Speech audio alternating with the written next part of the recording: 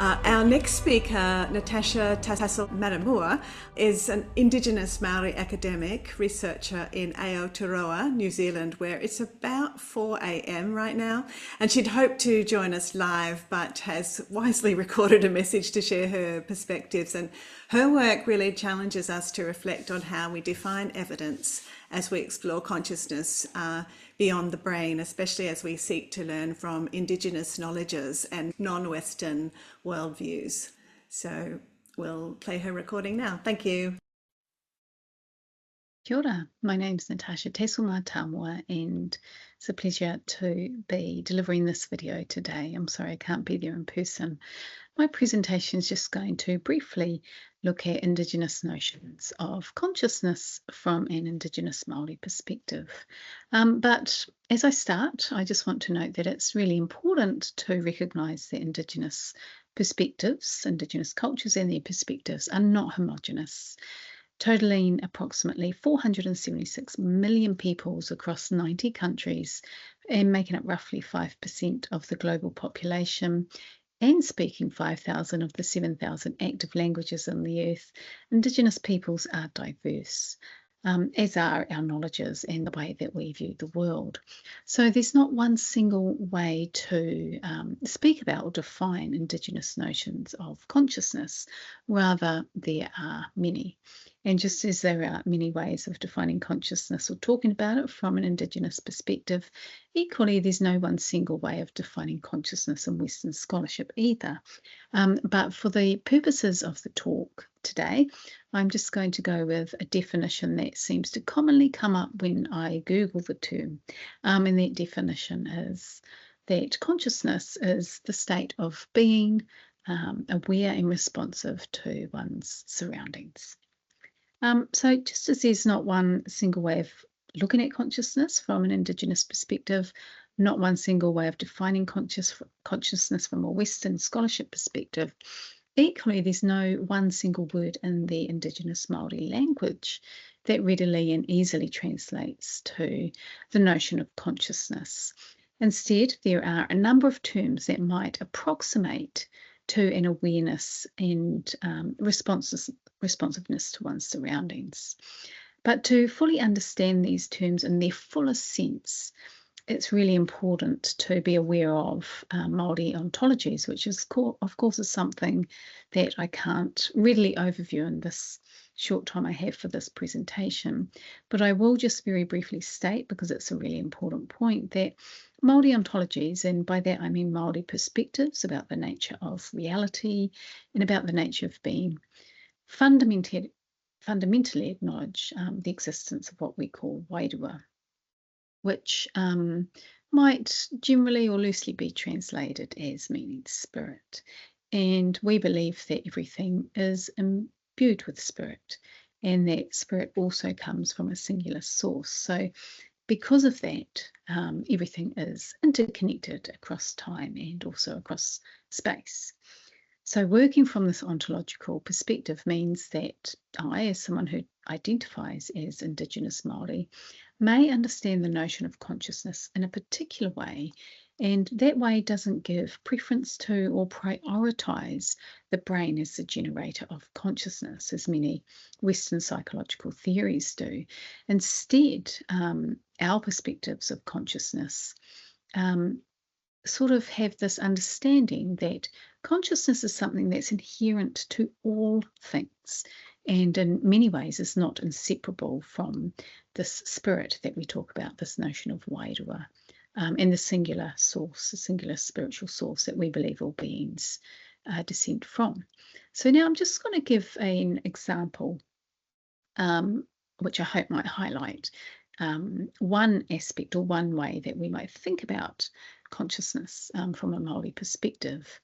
So when I go to harvest from my garden, I first seek permission to harvest from the plants. And the response I receive is not one that I can easily articulate, but it is a response that I would describe as being at first very visceral, with a cognitive interpretation attached to it. And the Māori term that I would use to describe this response that I get is called rongo, which in a very general sense means to sense. And this type of sensing occurs through 4 of the 5 modalities. So we believe rongo occurs through 4 of the 5 modalities commonly espoused in Western understandings. And these include hearing, smell, touch, and of course, taste. And you may be wondering why I haven't included sight as being covered by rongo, but that's because sight is a visual sight. We have other words to denote that, as well as other words to denote the type of sight that may not be seen visually with the eyes, but may still appear in the mind's eye nonetheless. But those are terms for another time. So going back to rongo covers hearing, smell, touch, and taste, but it also extends to what we might consider to be a 6th sense. And this 6th sense I would consider as a type of intuitive consciousness. And so that's what we mean when we talk about rongo, is this type of intuitive consciousness that beings, or that I have when I harvest the plants. So going back to the plants, once permission is received, I thank the plants I'm harvesting, and I do this thanking not in an obvious or verbalized way. It's more a thanking that is without audio, and one that is voiced in my head but expressed through my heart. So I thank the plant for sacrificing itself to give me sustenance. And just as I interpret a signal that grants permission for me to harvest the plant, in return I transmit a signal to the plant to show my gratitude for it. And of course, why do I thank the plant? Well, I do that because I believe that the plant senses my gratitude. We may not speak the same language verbally, but I do believe that we mutually understand each other through a more of an energetic language that we, at least in the Māori language, we call this type of energetic language or sensing consciousness rongo. So as I mentioned before, rongo is just but one example of a term that gives effect to the idea of consciousness as a thing that is denotes or akin to an awareness and a responsiveness to one's surroundings. And of course, I can't describe, at least not in scientific terms, how rongo works, the underlying mechanics of rongo, but I can tell you that it is something that is a conscious form of communication, and it works. It does work, but the mechanics of it, we're not sure, at least not scientifically, but at least from our belief system, we believe that what happens when someone is engaging or having this experience of rongo is that they are communicating through a spiritual sense. So, as I mentioned, there are many terms in the Māori language that denote consciousness or notions of consciousness, but I've chosen just to speak about rongo, partly due to time, but also because I think understanding the idea of rongo has really important implications. Because if you interpret and interact with reality in a way that acknowledges consciousness, or rongo, as more than a product of the brain, and as a form of awareness and responsivity that is inherent to all things, not just humans, then I think the world, the way the world is perceived, can begin to look a particular way. It can look and feel a particular way. And for example, it can look and feel like a relational world. And by that I mean a world where no one thing exists in isolation of any other thing. It can look and it can feel like a world where what happens to one person or one thing ultimately affects all other things through this idea of interconnection.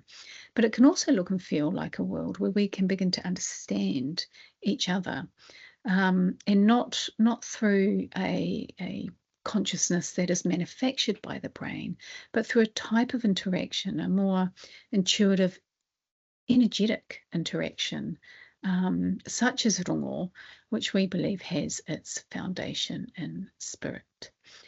Thank you for having me here today. I realise it's a really quick, really brief overview of one way that Indigenous peoples, and in particular Indigenous Māori, might consider consciousness, or at least what consciousness is for us.